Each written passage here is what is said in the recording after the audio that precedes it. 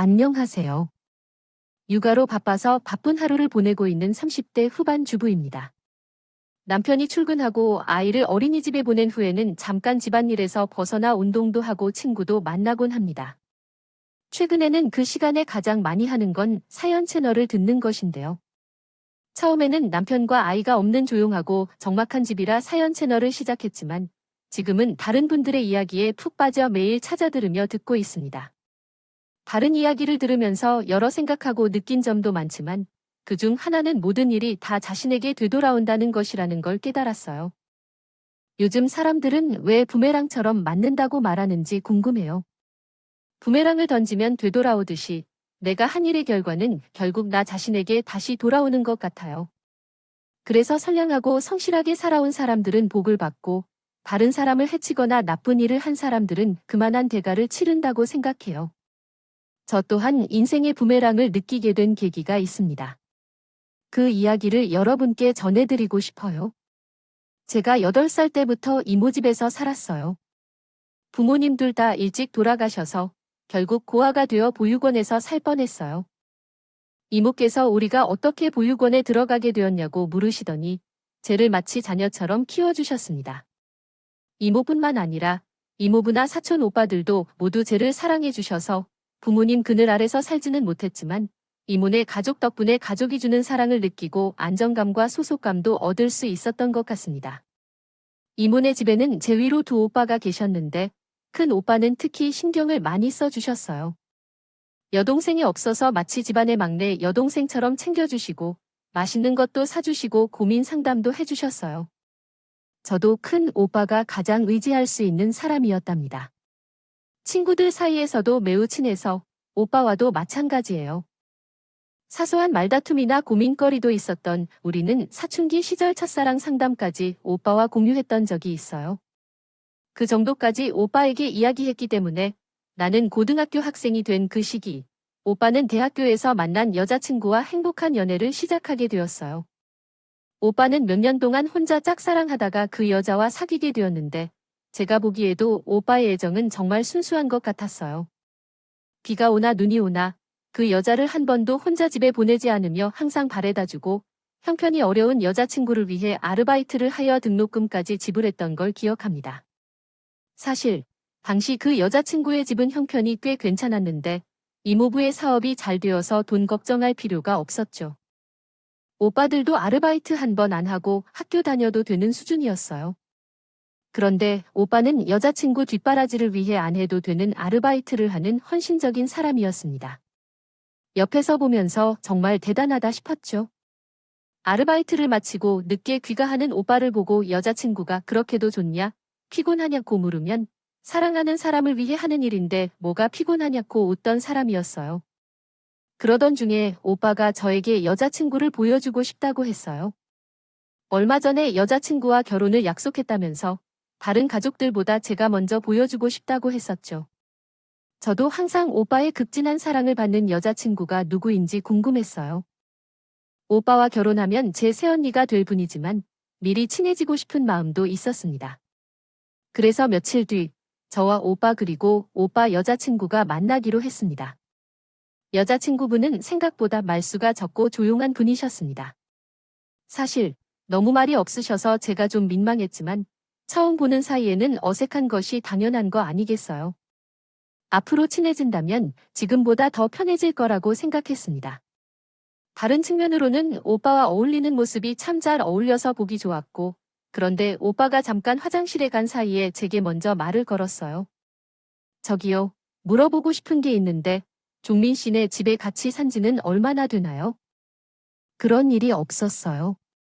아, 제가 8살 때부터 함께 살기 시작했으니까 10년 아닌 벌써 10년이 넘었네요. 그럼 부모님께서 돌아가신 후부터 계속해서 그 집에 산 거예요. 네, 맞아요. 이모나 이모부는 물론이고 오빠들도 다 좋은 사람이라서 10년 넘게 한 번도 불편하거나 서러웠던 적 없이 잘 지냈어요.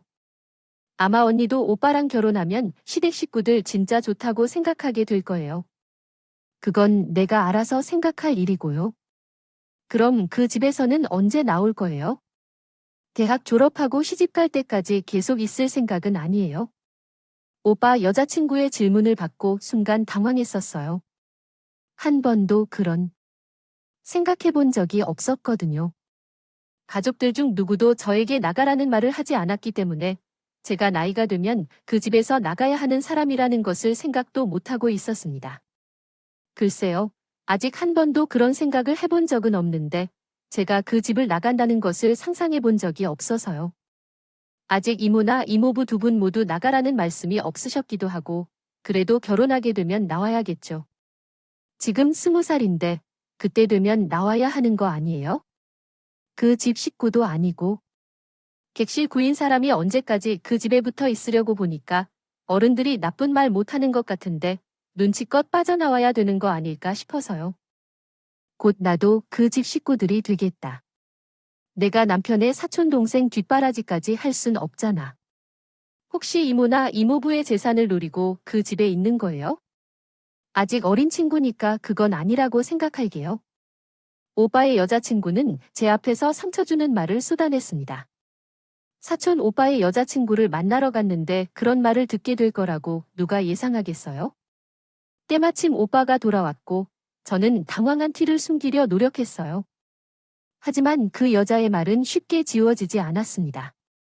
특히 객식구라고 했던 말이 계속 머릿속에 남았죠. 솔직히 다른 사람들이 보기에는 저는 객식구가 맞아요. 신자식도 아니고 조카가 그 집에서부터 유난히 많이 돕고 있어요. 살고 있는 가족이니까요. 하지만 이모네 식구들 누구도 나를 객식구로 대하지 않았고 나 또한 이모와 이모부 그리고 사촌 오빠들을 친척으로 생각하며 살아왔어요. 그런데 어떤 사람이 객식구라는 말을 해버리니 마치 내가 그 집에 얹혀 사는 사람이 된 것 같아서 마음이 불편했습니다. 그렇게 불편한 상황을 겪은 뒤에 얼마 지나지 않아 오빠가 자기 여자친구 어땠냐고 물어보더라고요. 이 여자가 좋은 사람인지 물어봐서 솔직하게 답하기가 어려웠습니다. 그래서 그냥 좋은 여자 같다고 오빠랑 잘 어울린다는 말만 할 수밖에 없었어요. 그렇게 다시 객식구라는 말이 떠올라 조심스럽게 말을 걸었어요. 제가 이 집에 손님으로 오신 건가요? 그랬더니 오빠는 화를 내면서 넌 왜 손님 방을 꾸민 거야? 너는 내 동생인데 그런 생각하지 마라 고 나를 향해 다그쳤어요. 혹시 그런 마음으로 집을 나가려는 거면 안 된다고 나에게 처음으로 화를 냈죠. 오빠의 반응에 불안했던 마음이 조금 풀린 것 같았어요. 오빠의 여자친구가 그냥 제가 시집 올라가서 불안해서 그런 말을 한 거라고 생각하기로 했어요. 친해지면 그런 마음도 없어질 거라고 생각했죠. 그런 사건 후로 몇 달이 흘렀을까? 우리에게도 위기가 다가왔어요. 이모부가 다니시던 회사가 부도가 나면서 급기야 어렵고 나앉게 된 것이었어요. 그리고 부도 충격을 받은 이모부는 갑작스럽게 세상을 떠나신 이모부의 집에는 빨간색 차압딱지가 붙었었습니다. 우리는 2층 집에서 살았지만 쫓겨나게 되어 변두리에 위치한 오래된 연립주택으로 이사를 갔습니다. 이모부의 회사가 갑자기 부도가 나면서 그리고 이모부께서 떠나시면서 가족 모두 어려운 시간을 보냈었습니다. 그 가운데에서도 큰 오빠가 가장 힘들고 괴로운 날들을 보내고 있었죠. 이모부의 회사 부도 소식을 듣자마자 만나던 여자친구가 이별을 통보했다고 해서 결혼까지 약속했고 등록금을 지원해주며 진심으로 좋아했던 그 여자에게 참담한 충격을 받은 것 같았습니다. 오빠는 이별을 받아들이지 못하고 매일같이 여자친구의 집 앞에 찾아가기 시작했습니다. 하지만 그 여자는 내 돈 없어진 것을 이유로 흥미를 잃었고 다시는 찾아오지 말라고 했다고 했다. 그런데 헤어진 지 며칠밖에 되지 않았는데 다른 남자와 팔짱을 끼고 지나가며 그 말을 하면서 내 앞에서 펑펑 우고 있었어요. 이게 정말 가슴 아팠어요. 진심으로 믿었던 여자친구에게 배신당하고 그동안 이용당했다는 것을 알게 된 오빠는 그 슬픔에서 헤어나오지 못했습니다. 결국 그 사실을 견디지 못하고 자신을 세상과 작별했어요. 사촌 오빠를 버리고 떠난 그 여자도 미웠지만 솔직히 말해서 그때는 오빠를 너무나도 원망했습니다. 그 여자가 뭐라고 여자 하나 때문에 우리를 이렇게 충격을 받게 했다니. 가족을 버릴 수 있는지 이해가 되지 않았어요. 어쩌면 오빠를 그만큼 믿고 따랐기에 슬픔이 더 커서 그랬는지도 모르겠네요. 그러나 언제까지 슬픔에 빠져 있을 수는 없었습니다. 한순간에 남편과 큰 아들을 잃은 이모를 위로해야 했으니까요. 이모를 위해 그리고 떠난 사촌 오빠를 위해 더위 악물고 열심히 살았죠. 그 덕에 대학을 졸업하고 좋은 직장에 취직할 수 있었습니다. 처음 취직했을 때 저는 지방에 있는 지사로 발령을 받았어요. 그곳에서 일을 배우게 되었죠. 아무 연고도 없는 낯선 동네에서 혼자 살게 되니 걱정도 많았고 두렵기도 했지만 또 새로운 곳에서 살게 된다는 설렘도 있었어요. 그리고 앞으로 회사에서 어떤 일을 하게 될지를 생각하니 기대가 되었답니다. 기대감도 컸고 마음을 가득 안은 채 처음 출근을 합니다. 낯선 길이라 그런지 회사로 가던 중간에 길을 잃었습니다. 처음 출근이라 마음이 급했는데 길을 잃어서 어디인지도 모르겠고 바로 주저앉아 울고 싶었습니다. 그래도 어떻게든 제대로 된 길을 찾으려고 이리저리 헤매던 중 낯선 남자가 나를 불렀습니다. 조교 씨, 혹시 우리 회사 직원이세요? 네, 제가 맞습니다. 그런 게 아니라 저희 회사 사원증을 걸고 계셔서요. 여기 이 시간에 해외인들이면 우리 회사 직원들 뿐이거든요. 혹시 신입 사원이세요? 첫 출근인데 길을 잃어 정신이 없습니다. 만약 그렇다면 제가 길을 안내해 드릴게요. 길을 고헤매는 저를 발견한 남자가 친절하게 회사 앞까지 안내해 주었습니다. 그 순간에는 구세주처럼 느껴졌어요. 길을 잃어 첫 출근해서 지각하는 것 아닐까 걱정했었는데 그분 덕분에 살 수 있었어요. 정말 감사했어요. 그리고 회사 가는 길뿐만 아니라 주변 맛집이나 필요한 정보도 많이 알려주셨어요. 회사 선배님으로서도 그분은 정말 친절하셨습니다. 친절함에 호감이 생겼던 건 모르게였습니다. 그는 바로 첫눈에 반한 듯한 기분이었습니다. 어쨌든 무사히 출근을 하고 부서 동료들과 인사를 나누던 중 아침에 만난 남자를 다시 만났어요. 그 남자도 인사를 하면서 깜짝 놀랐다고 해요. 그분은 제가 일하는 부서의 상사였던 것이었죠. 첫눈에 반한 사람을 동일 부서에서 다시 만난다니 너무나 꿈 같았습니다. 회사에서 만난 그분은 다른 동료들과도 사이가 좋고 평판이 뛰어난 사람이었습니다. 능력 있는 팀장으로서 따르는 직원들도 많았고 사람들과도 잘 지내는 것을 보며 내 마음은 더욱 커졌네요. 그러다 어느 날 다른 동료가 그 상사에 대해 이야기하는 것을 듣게 되었어요. 이미 몇 년 전에 결혼도 했고 부인과 아이도 계신 것 같았습니다. 서울에 살고 주말에 부부로 생활하고 있는 사실을 듣고 나는 별로 감정을 드러내지는 않았지만 마음이 두근거리고 뭉클한 기분이었다. 내가 첫눈에 반한 사람은 이미 아이까지 있는 기혼 남자라는 것을 알았기 때문이었다. 그래서 그 이후로는 내 마음을 정리하려고 노력했다.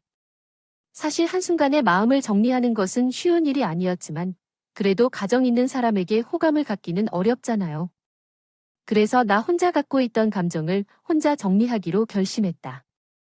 마음을 정리하기로 한 이후로는 더욱 바쁘게 살았다.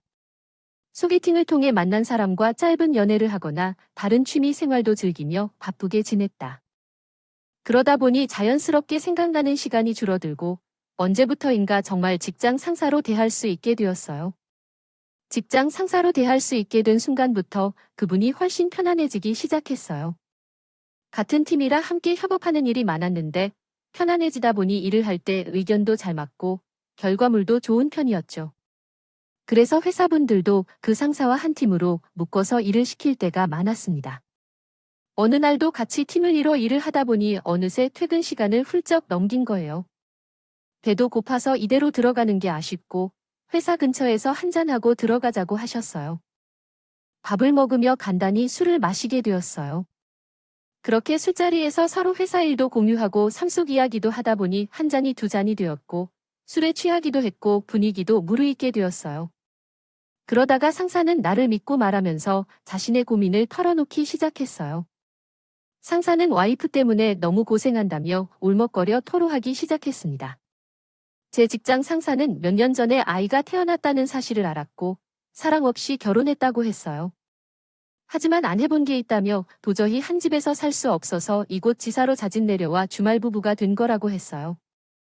우리 부부 사이가 좋다는 건 다 거짓말이라고 아이와 가정에 대한 책임감 때문에 지금까지 살았다고 했습니다. 그리고 더는 이렇게 살 수 없어. 이혼을 준비 중이라고 했어요. 사랑 없는 결혼 생활을 유지하다 이제야 이혼을 준비한다는 그 사람의 말에 제 마음이 참으로 아팠습니다. 불행한 결혼 생활 때문에 그동안 얼마나 힘든 마음을 참아왔을지도 모르겠어요. 힘든 마음을 나에게 털어놔준 것도 고마웠기에 저는 그 사람을 진심으로 위로해줬습니다. 서로 힘든 이야기를 공유해서인지 우리 둘은 예전보다 더 가까워질 수 있었네요. 그렇게 며칠이나 지났을까? 하루는 상사가 출근 시간이 됐는데도 사무실에 보이지 않는 거예요. 처음에는 외부 업무로 나갔나 싶었지만 알고 보니 몸이 아프다고 하여 오늘은 하루 결근한다더라고요. 결근한다는 말을 듣고 나도 몰래 그 사람을 걱정하기 시작했어요. 회사에서 아프다는 정도로 심하게 아픈데 밥은 제대로 먹었는지, 어디가 얼마나 아픈지 궁금해졌죠. 급하게 그 사람에게 가고 싶었지만 참고 참았습니다. 이혼 준비 중이니 아직 이혼하지 않았기 때문에 선을 넘지 말자고 나 혼자 다짐하며 견뎠죠. 그러나 마음을 억지로 참다 보니 곧 터져나갈 것 같더라고요. 아픈 그 사람이 괜찮은지 확인하고 싶고 아파도 혼자 있는 모습이 마음이 쓰이더라고요. 그 다음부터는 안 된다는 걸 알면서도 내 마음을 다스릴 수가 없었어요. 그래서 퇴근하자마자 죽을 만들어 그 사람의 집으로 갔어요.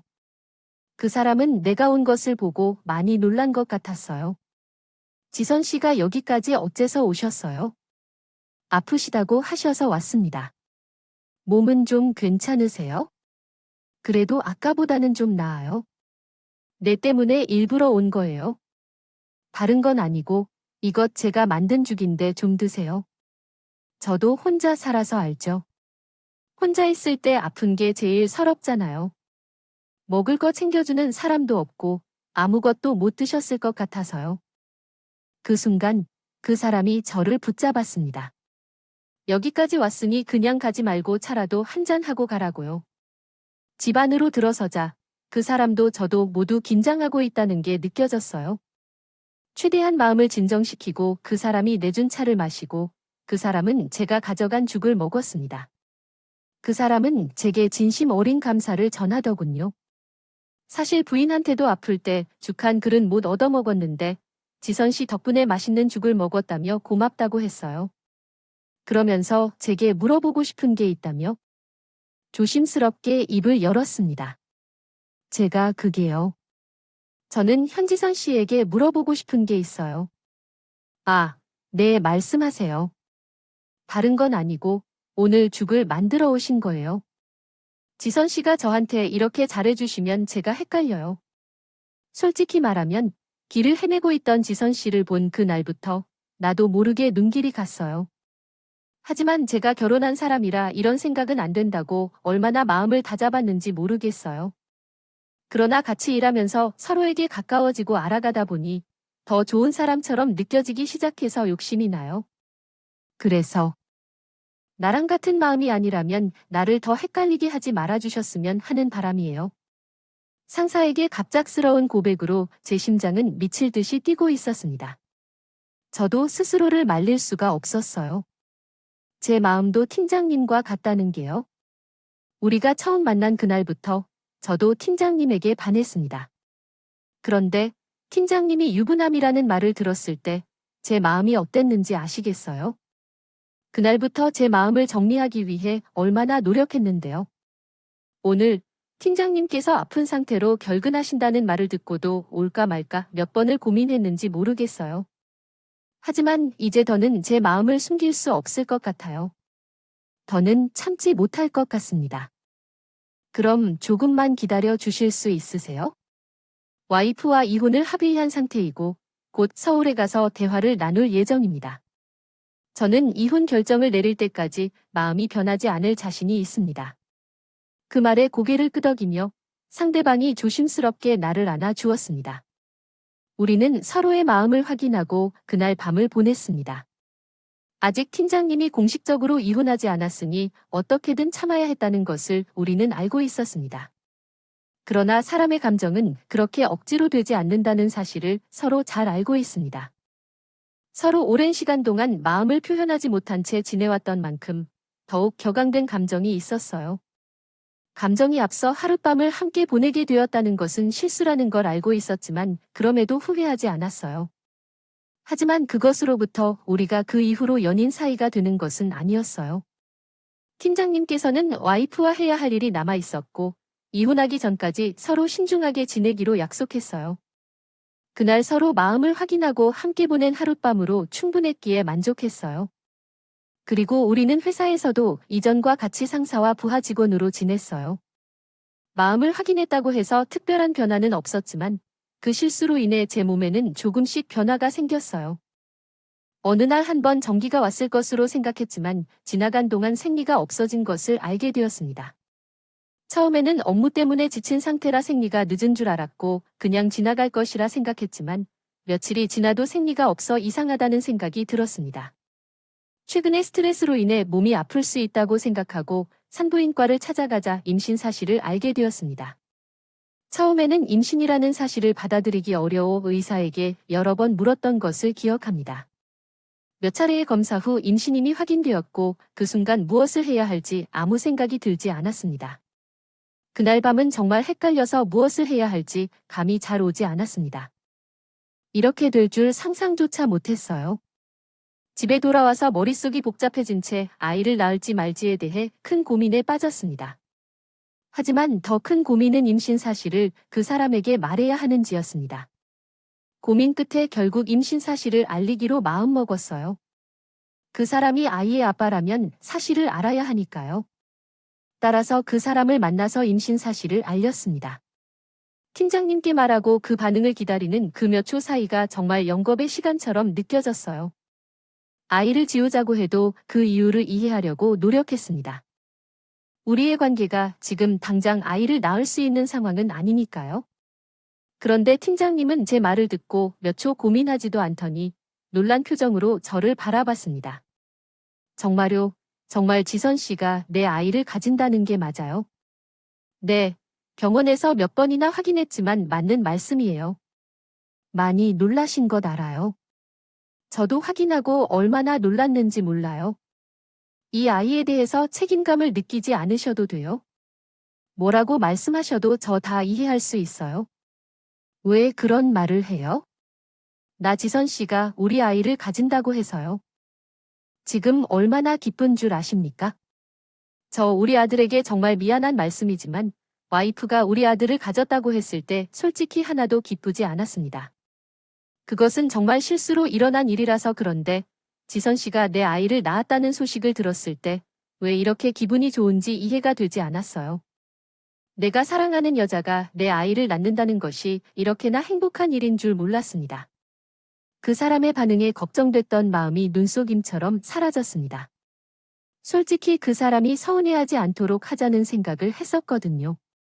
상황이 어떻든 이해하자는 생각은 했는데 이렇게 기뻐하며 아이를 낳자는 말씀을 들으니 팀장님께 고맙다는 느낌과 함께 제 속에 있던 불안함도 사라지는 기분이었습니다.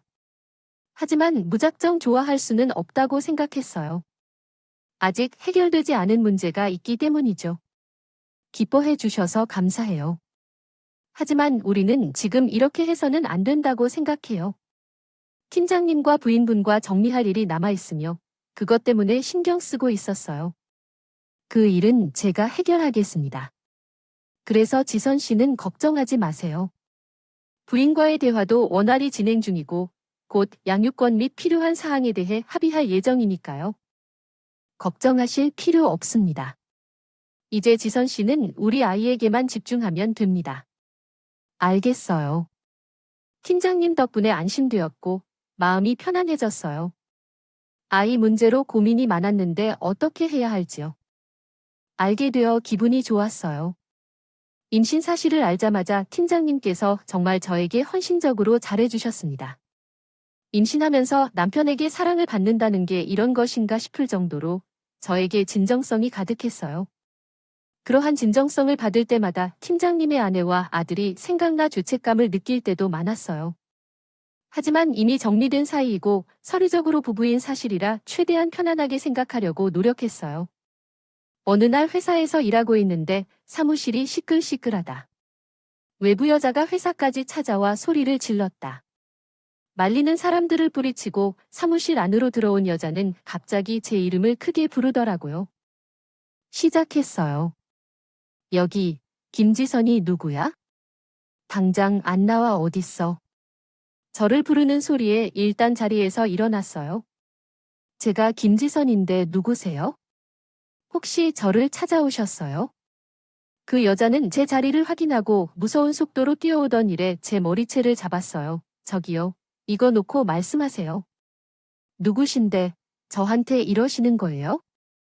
뭐, 누구신데 이래? 내가 아주 정신을 못 차리는구나. 내가 요즘 내 남편하고 만난다며 가민인연이 내 남편 애를 가졌다고 하는데 내가 누군지 모르겠어. 그 말에 제 머리채를 잡은 사람이 팀장님의 부인이라는 걸 알 수 있었어요. 평소 알았습니까? 팀장님의 와이프의 성격이 조금 특별하다는 것을 알고 있었지만 그 정도일 줄은 몰랐습니다. 알겠습니다. 그러니 좀 놓고 말씀하세요. 우리가 회사에서 이야기할 건지 밖에서 따로 얘기할 건지 말해주세요.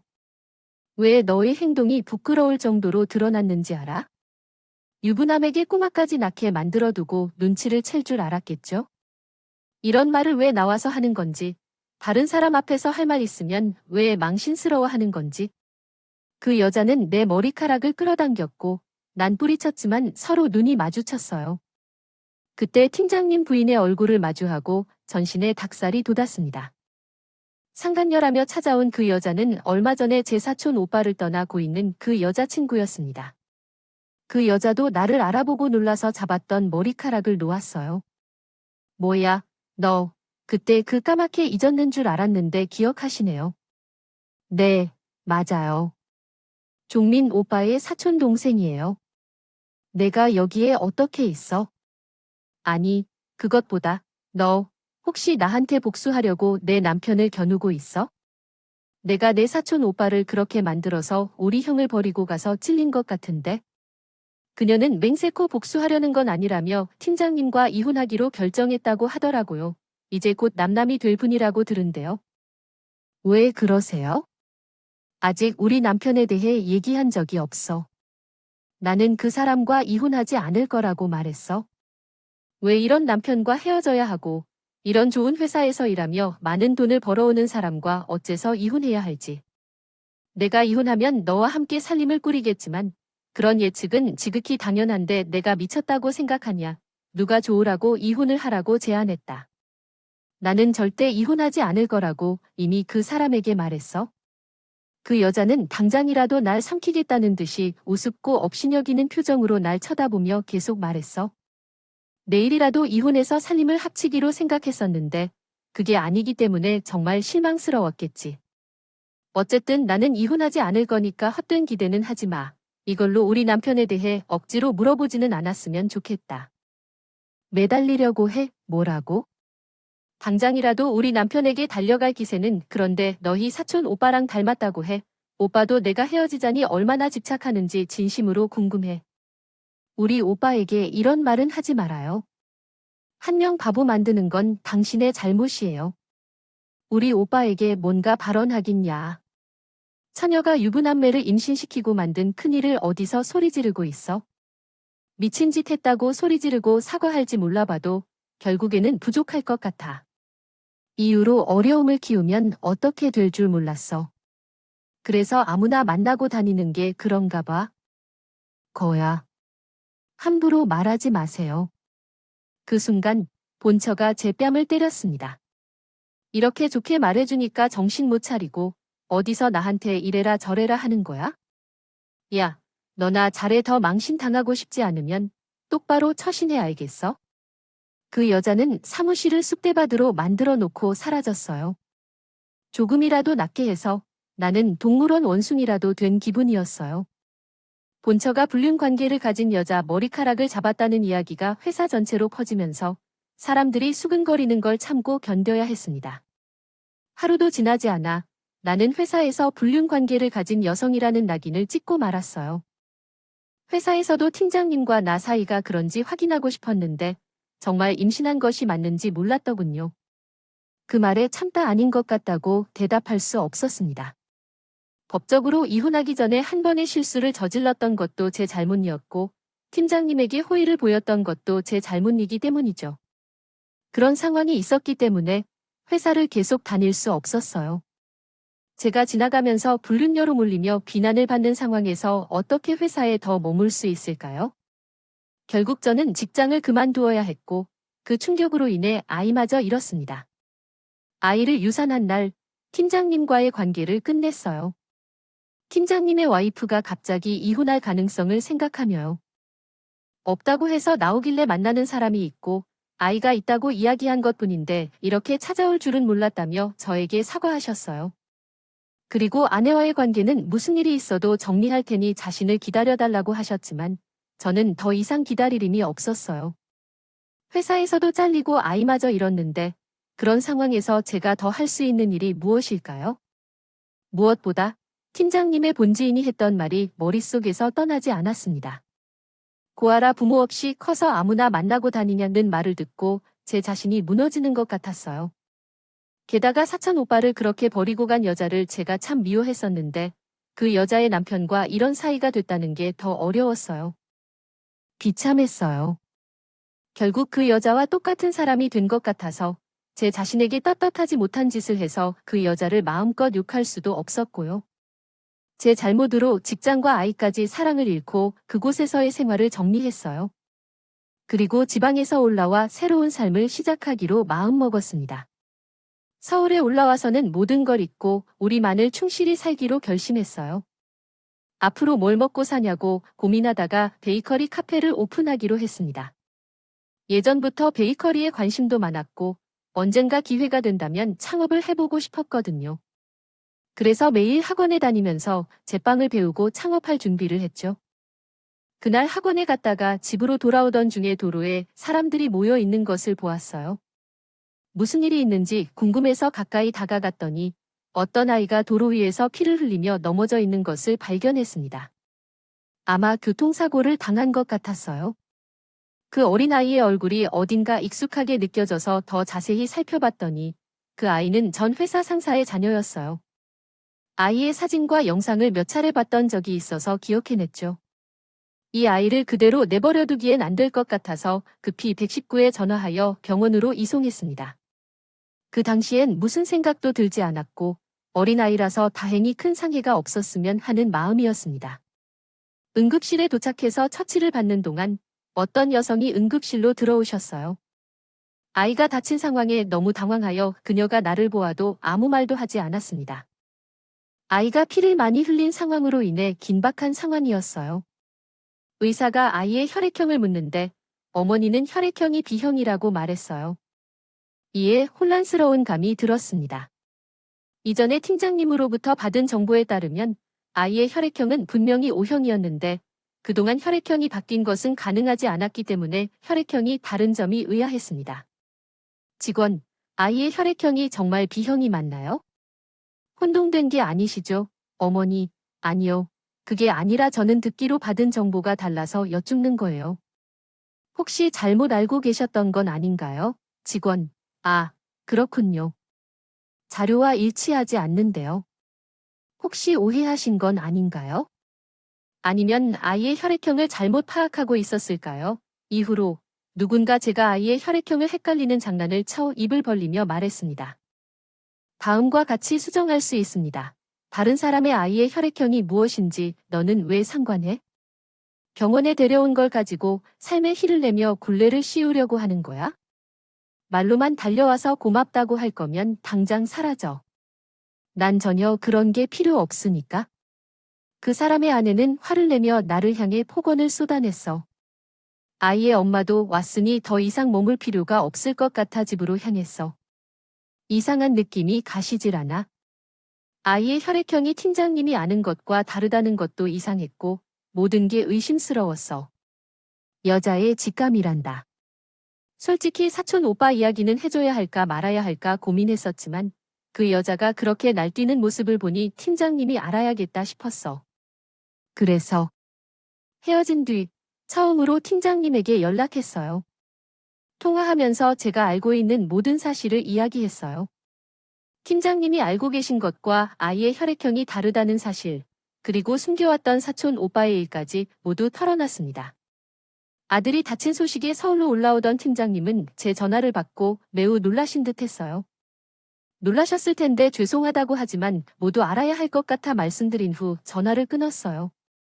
솔직히 그동안 사촌 오빠의 일에 대해 한 번은 말하고 싶었지만 이미 헤어진 관계에 다시 연락하는 것이 무리할 것 같아 참고 있었거든요. 그러나 그날은 이상하게도 모든 것을 털어놓고 싶었어요. 팀장님과 같은 분께 그런 이야기를 하는 게 마음이 놓이는 것 같았습니다. 속고 살기를 더는 원치 않는 마음도 있었어요. 얼마 후, 그날 학원 다녀온 뒤 집에 돌아오는 길에 불쾌한 상황이 있었습니다. 집 앞에 어떤 사람이 서 있었는데 그 사람의 부인이 현관문 앞에서 나를 지켜주고 있었어요. 여기 어째서 오셨나요? 아들을 구해줘서 감사한 마음을 표현하러 오셨어요. 고 말했어요. 야, 너 내게 고마운 줄 알아주는 사람인 줄 알았어. 하지만 나의 아들을 구해주었다고 해서 무슨 유세를 하려고 하는 거 아니니까 착각하지 말아줬으면 해. 나는 어떻게 할지 생각 중이라면서 그리해 그렇지 않으니 여기서 평온히 해결을 하도록 해. 그러자 상황을 이해했다는 듯이 그 사람은 물러나 주었어요. 네, 알겠어요. 그럼 여기서 소란을 피우지 말고 떠나주세요. 그랬더니 그 사람이 떠나고 나서 이 얘기가 진실이야? 저번부터 뭔가가 잘못됐다며 이렇게 당당한 태도를 보여? 참으로 이해할 수 없어서 그러나 궁금증이 생겨서 질문해 보았어요. 너 그날 이후로 남편을 만나러 갔다가 나의 남편에게 혈액형에 관한 얘기를 했다. 너희 사촌 오빠 얘기는 왜 나에게 물어? 하니 궁금하면 본인 남편에게 직접 물어보라고 했다.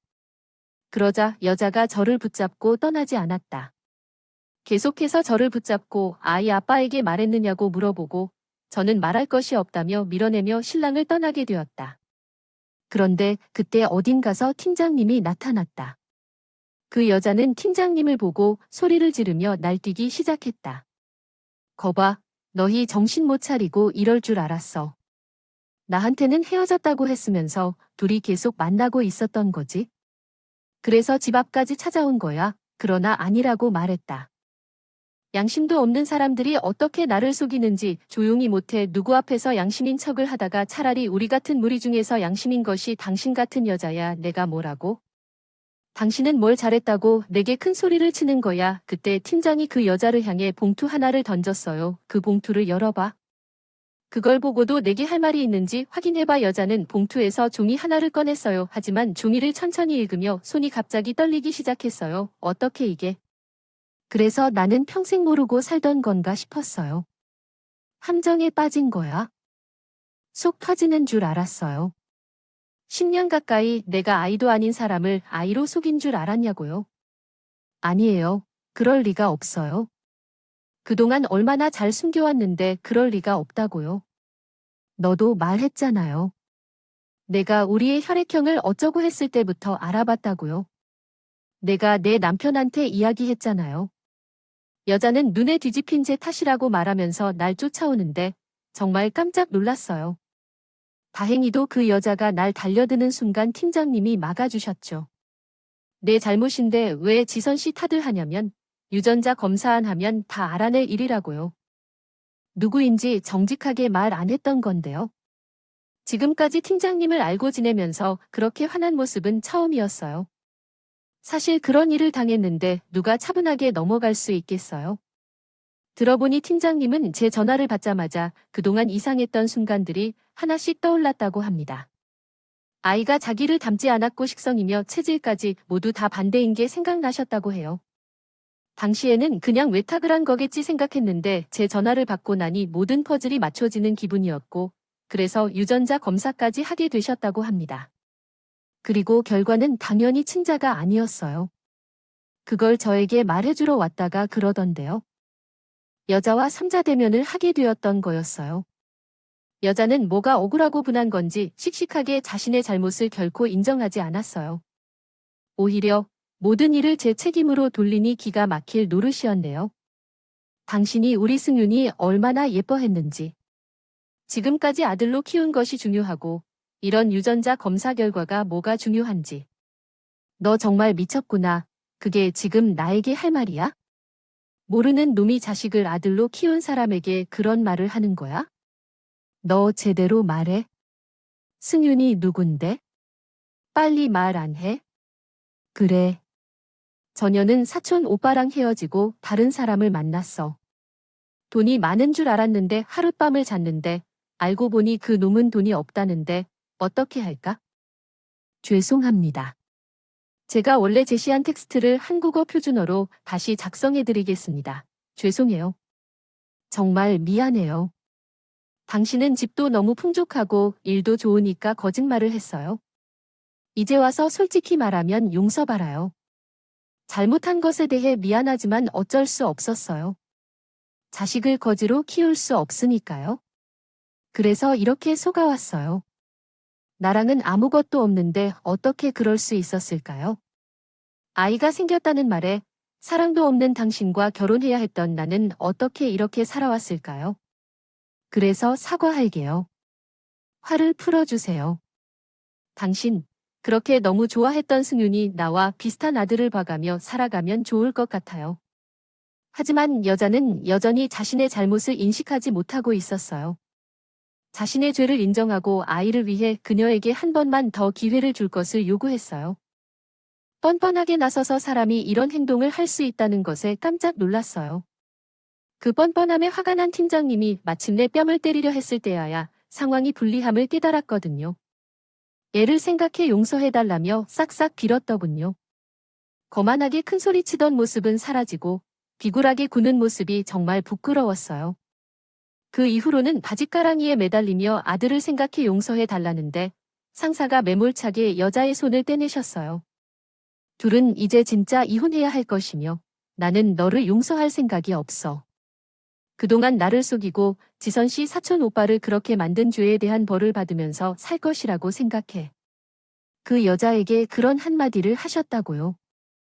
그 말을 듣고도 다시 생각해 달라고 오는데 경찰을 불러서 끌어내면서 그 소란이 멈출 수 있었습니다. 모든 사실을 알게 된 팀장님은 더 이상 참지 않으셨어요. 그동안 그 여자는 팀장님 몰래 대출을 받고 여기저기 사기를 치면서 돈을 뜯어냈다고 합니다. 팀장님은 그런 자잘한 것까지 다 찾아내어 고소는 물론 소송을 걸 수 있는 모든 것을 동원하여 역대급의 복수를 했습니다. 그 역대급의 복수 덕분에 그 여자는 결국 지금 죄값을 치르고 있습니다. 결국 그 여자는 인생을 망치며 자신의 잘못으로 자신뿐만 아니라 자녀까지 불행하게 만든 것이며 죄를 속으로 반성하며 있는 걸로만 살아가야만 하는 것입니다. 사촌 오빠가 그 여자에게 배신당해 감옥에 가는 그날, 이상하게도 그 여자를 생각하다가 우리 오빠의 얼굴이 떠올랐어요. 그 여자가 우리 오빠를 외롭게 떠난 것 때문에 눈물이 흐르더라고요. 오빠가 하늘에서 우리를 지켜보고 있다면 마음이 편할까 생각해봤어요. 오빠 대신에 제가 시원하게 복수한다면 오빠도 마음이 편안해지리라고 생각하고 싶었단 말이에요. 팀장님과 저는 우여곡절 끝에 다시 만났습니다. 서로를 다시 만나게 된 만큼 마음도 더 깊어졌어요. 괴로움을 이겨내고 가정을 이루었고 지금은 귀여운 아들을 낳고 있어요. 새 식구와 함께 행복하게 살고 있습니다. 우리가 이어가기까지 힘들었던 일들이 있었지만요. 많은 사랑을 받아서 앞으로 제 삶이 더 행복해질 거라 믿고 있어요. 지나간 이야기를 이렇게 마무리해볼까 해요. 들어주신 분들께 감사드리고 하시는 일 모두 잘 되시길 바라겠습니다. 그럼 안녕히 계세요. 오늘의 사연에 여러분의 소중한 댓글을 기다리면서 구독과 좋아요, 공유는 물론 알람 설정도 부탁드립니다. 그럼 오늘도 함께 읽어주셔서 감사합니다.